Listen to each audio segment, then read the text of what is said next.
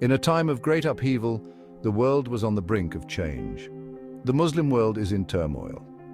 Just 50 years after the Prophet Muhammad's death, the question of leadership divides the community. In Damascus, Yazid, a ruler known for his ruthlessness, ascends to the caliphate. His claim is challenged by Imam Hussain, the grandson of the Prophet Muhammad, known for his piety and integrity. Yazid, in stark contrast, embodies tyranny and oppression.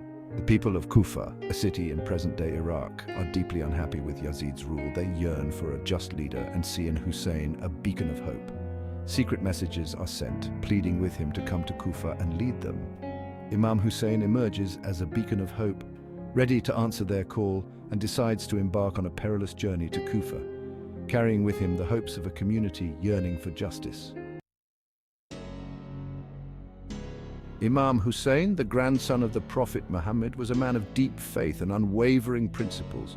He lived in a time of great turmoil and witnessed the true message of Islam being distorted by corrupt rulers. When Yazid came to power, Hussain recognized the grave threat he posed to the Muslim community. Yazid's tyrannical rule and disregard for Islamic values were a stark contrast to the justice preached by the Prophet. The Kufans, disillusioned with Yazid's rule, saw in Hussain a symbol of hope and righteousness. These messages, smuggled out of Kufa, pleaded with Hussain to come and lead them. Hussain, aware of his moral duty, felt an overwhelming sense of responsibility to answer their call for justice. The journey from Medina to Kufa was long and arduous. Hussain, with his family and loyal companions, braved the harsh desert. Every step was a testament to their unwavering faith. Despite the risks, Hussain remained steadfast. He drew strength from letters of support from Kufa. The journey was a spiritual odyssey. The caravan inched closer to Kufa, filled with anticipation. News of Hussein's journey spread like wildfire. People were captivated by his courage and commitment. Hussain sent his cousin, Muslim Ibn Aqil, to assess the situation. Beneath the surface, a sinister plot was brewing. Muslim Ibn Aqil, dispatched by Hussain to gauge the situation in Kufa, found himself caught in a whirlwind of shifting allegiances. Initially greeted with enthusiasm and pledges of support, he soon realized the fragile nature of their loyalty. Yazid, cunning and ruthless, had dispatched his governor Ubayd Allah ibn Ziyad to Kufa with a clear mandate: quell any dissent and secure allegiance to his rule. Ibn Ziyad, known for his brutality, wasted no time in unleashing a reign of terror. Fear gripped the hearts of the Kufans as Ibn Ziyad's soldiers patrolled the streets, silencing any whispers of dissent. News of Kufa's betrayal reached Hussain and his companions while they were still en route. The news hit them like a physical blow, shattering their hopes and leaving them stranded in the desolate plains of Karbala. Despite the crushing disappointment and the looming threat, Hussain refused to abandon his principles. His journey, now tragically diverted, had taken on a new meaning. It was about taking a stand against tyranny and oppression. The plains of Karbala became the stage for a timeless confrontation between good and evil, justice and oppression. Hussain and his small band of followers, numbering a little over 70, found themselves facing a massive army assembled by Yazid. The odds were overwhelmingly stacked against them, yet they stood their ground, their spirits unbroken. Hussain knew that this was a battle they could not win, but he refused to bow to tyranny. He chose to make a stand for what he believed in, for the principles that defined his very being. For 10 grueling days, Hussain and his companions held their ground, their dwindling supplies a constant reminder of their precarious situation. The scorching desert sun beat down on them, but their faith provided shade from the relentless heat. They prayed, they fasted, and they prepared for the inevitable. Hussein's unwavering faith, his courage in the face of certain death, served as an inspiration to his followers.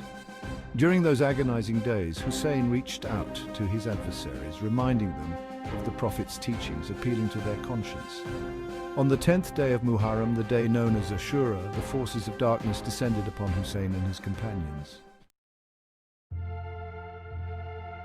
The Battle of Karbala was not a clash of armies, but a testament to the human spirit's capacity for both unimaginable cruelty and extraordinary courage.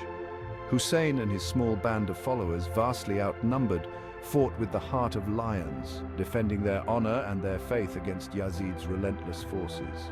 Each of Hussein's companions embodied courage, their loyalty to their leader and their principles unwavering. Despite the ferocity of the fighting, Hussein never wavered. He fought with the strength of his convictions, knowing that his sacrifice was necessary to expose the true nature of Yazid's tyranny. He watched in agony as his companions one by one fell in battle, their blood staining the sands of Karbala. As the battle raged, Hussein's voice could be heard above the din of clashing swords and the cries of the wounded. The sun began its descent, casting long shadows across the blood-soaked battlefield.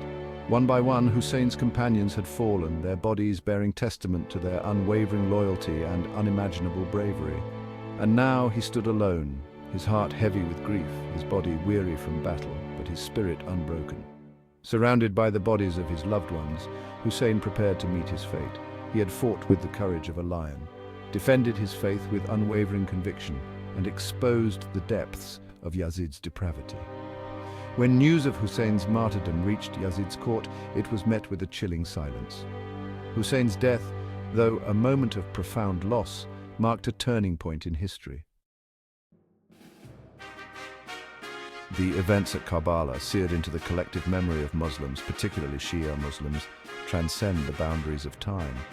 They serve as a poignant reminder of the eternal struggle between good and evil, justice and oppression, and the sacrifices demanded of those who dare to stand up for their beliefs.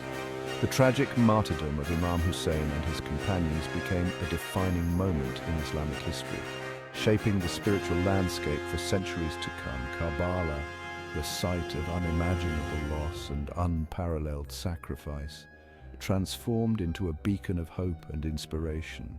The blood-soaked earth, sanctified by the blood of martyrs, became a place of pilgrimage, drawing millions each year to pay their respects. The story of Karbala is not confined to the pages of history books. It is a living narrative passed down through generations.